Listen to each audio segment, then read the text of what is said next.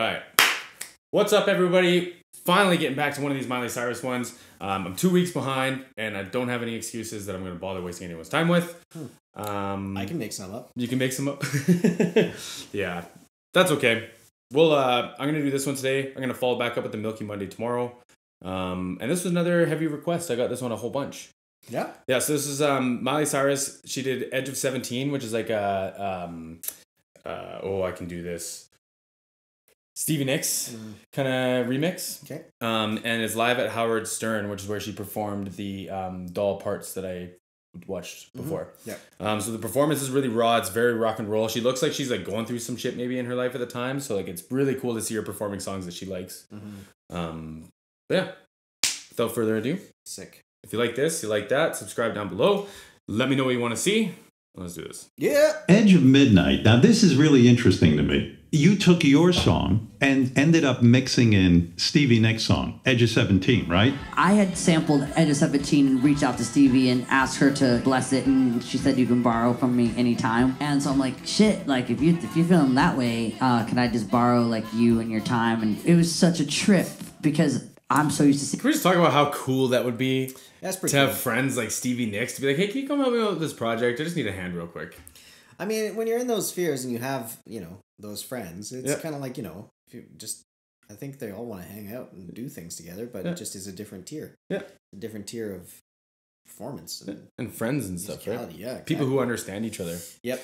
Just to nerd out a little bit. So she's got that custom 58. It's like a C. It's sure like C makes it custom, and then it's like something 58. She's got it all taped up because she's a hell of a performer, and she doesn't want that to rip out.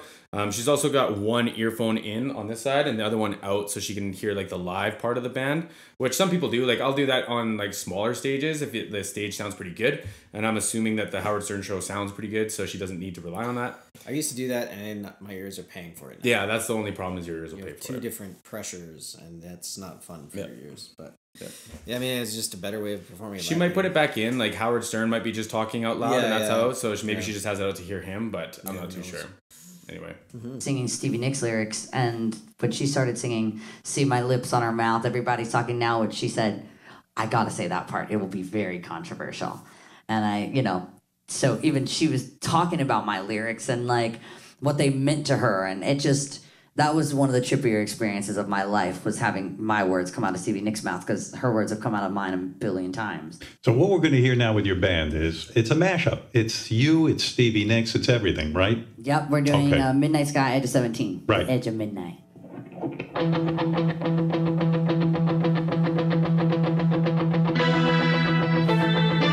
So he's playing, is that a Gibson Les Paul Jr. Through a Bad Cat? Yep. Yeah, and he's probably got a clean channel through that Fender. Yeah, 68 reverb. Actually, you know what? That tone that he's using right now might be that amp, that with like a reverb to it, and it's kind of like old Fleetwood Mac-y kind of. Probably the Bad Cat, if I'm honest. You think so? Yeah. Yeah. That bass rig's pretty cool. It's way overkill, big Ampeg rig. This drummer's the musical director, and he's playing a beautiful drum kit.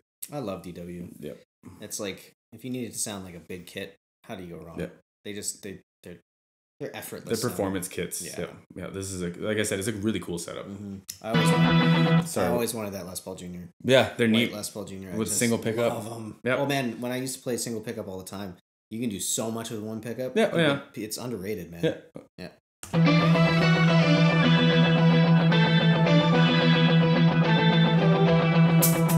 It's been a long night and the mirror's telling me to go home, but it's been a long time since I felt this good on my own. Yeah. Lot of years when you power my inside up in your arms, forever and ever, no more. The midnight sky is the road I'm taking. So see, she's guessing herself on those notes, so she put that earphone back in. You can hear like she's like, especially on the bottom, there she is trying to find it. She's guessing herself on the bottom. She kind of goes up to the note, and then so she's gonna fix that so she doesn't have any performance issues. Also, you can see this road box in the back. It says Miley on it, so that's probably like one of the band's actual units that they would roll with the band, whereas a lot of it would be brought in from the production host, right? Do you think that's their in-ear rig? So we used to roll that. Yeah, I doubt they have it mixers on and stage stuff? though, man. Like that's a keyboard amp. That's keyboard and triggers, I bet. But I'm just wondering if that's like if they're running the rig off of that, like with the track and all that stuff. Yeah, you know what I mean? you could be right. Because like I've done that 100 times. Yeah, it's easy. It's just as easy, you know what I mean? Mm-hmm. Like, especially when you're in a foreign environment and you need to keep that stuff close. Yeah. But I don't know. Could be. Yeah. Otherwise, it's just a big old coaster. Yeah. With something to set your drink on, kind of thing. Yeah, exactly. Or like, and you usually see lots of black boxes like that around with other like descriptions and stuff. But if it says like the band name on it, it's permanent with the band. Yeah. And your rose forever and ever no more. The midnight sky is the road I'm taking. Head high up in the clouds. I was born to run, I don't belong to anyone. Oh no, I don't need to be loved by you. Fire in my lungs can't fight the devil on my tongue. Oh no.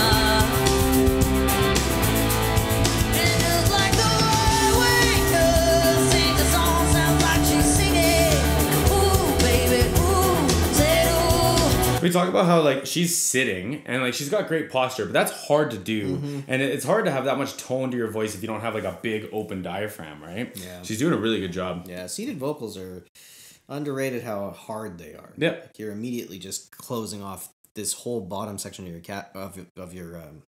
diaphragm. Yeah. And it's like adding tension that you don't need. Yeah. You know what I mean? Yeah. Like it's impressive to be able to hold it like that. Yeah, she's killing it. Sounds like she's singing, ooh baby, ooh, said ooh, just like the word we does. Sing the song, sounds like she's singing, ooh baby, ooh, said ooh, loved by you.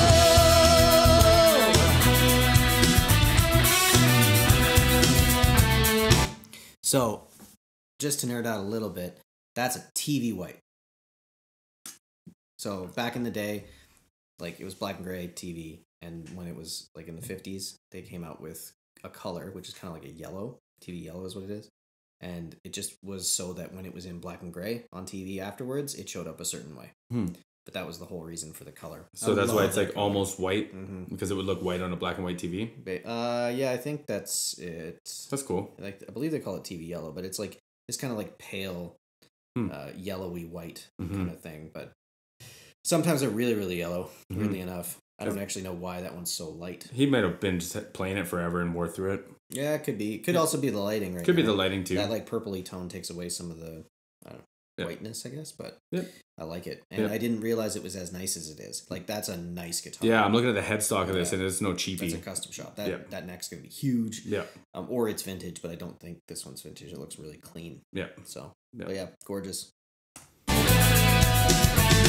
And the days go by like a shred in the wind, in a web that is my own. I begin again. I say to my friend, everything stopped. Nothing else mattered. Nothing else mattered. The midnight sky is the road I'm taking. Head high up in the clouds. I was born to run. Those drums sound fantastic. The dude's a good drummer. He's a killer drummer for what he's doing, and he picks everything very right. Like that snare drum sound is very correct for this. I was gonna point this out. I pointed this out in one of the live ones, but you can see around the little leg in the bottom right, you can see the tape. Yep. So that would be like probably a rug rolls out and it has all the tape corners for everything goes. So the drum tech can just set it up and it's just quick and go, right? Yep. So those things are invaluable. It just makes things so much easier. And like when you're a drummer, every little change feels weird. So to have it all go back to the way that it should feel good to you, like, oh my God. Yeah. It's the best. Yeah.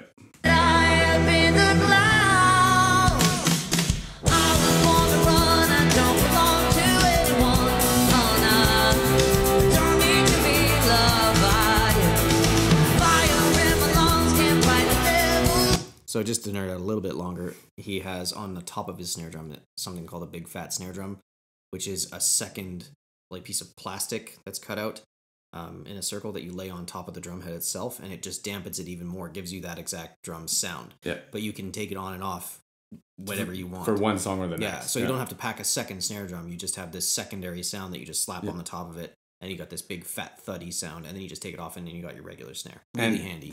You can get like different thicknesses or like different plies of them too. Yeah, different shapes, all that stuff. And back in the day, people used to do it with like wallets or sweatshirts. They would just hang a sweatshirt over and play like that. So yeah.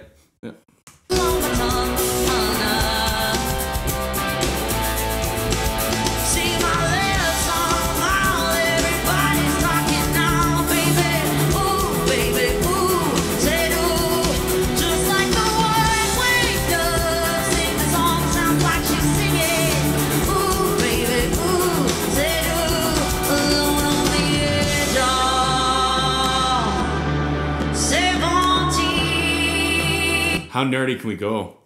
Oh, pretty nerdy. So what she's singing is called bel canto. It's a style of singing. So when she says edge of, she's saying edge of, because ah sounds better than of for o. So when you listen to a lot of this, she's like the embouchure in your mouth is shaped like you're saying an ah sound, even if you're saying like o or e or anything else. Yeah. And she's doing a really good job of that. Yeah, if you do the wrong vowel, or if you shape your mouth in a different type of vowel, it restricts the airflow Yeah. in a way that isn't super pleasing. Yeah. So this is very good singing technique. Yeah, and she's saving her voice. Like it's very light on the voice to sing like that with a big open embouchure. Yep.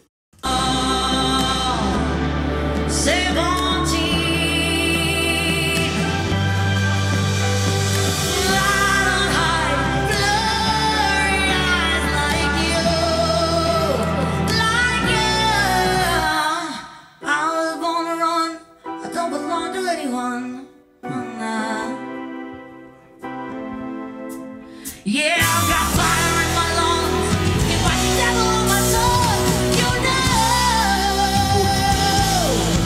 It does like the wine windows. Yes. Just saying again, still sitting, and that was wild. Yeah. Like, I don't want to just like start trying to sing this because it's going to be way too funny for this, but like she's killing this, man. And like she's taking the place of another legendary singer and she's doing both parts by herself. And like, no shade to the band, but like nobody's backing her up.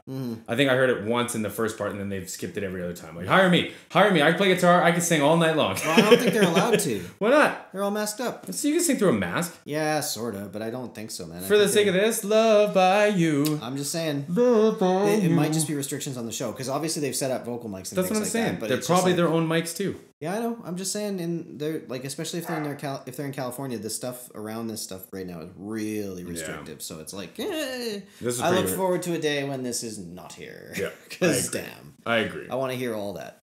Sing the song, sounds like she's singing. Ooh, baby, ooh, say ooh. Just like the wine windows. Sing the song, sounds like she's singing. Ooh, baby, ooh, say ooh. Love by you.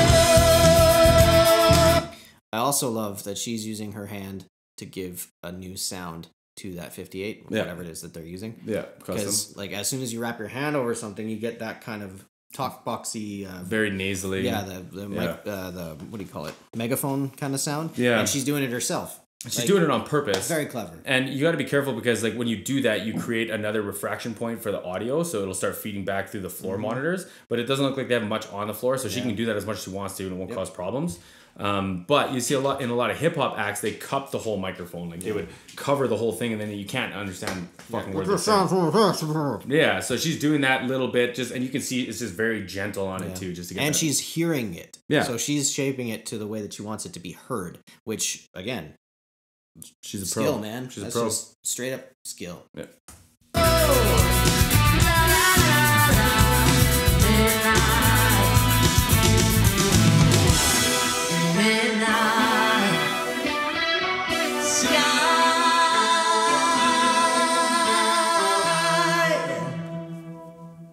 Great. Fantastic.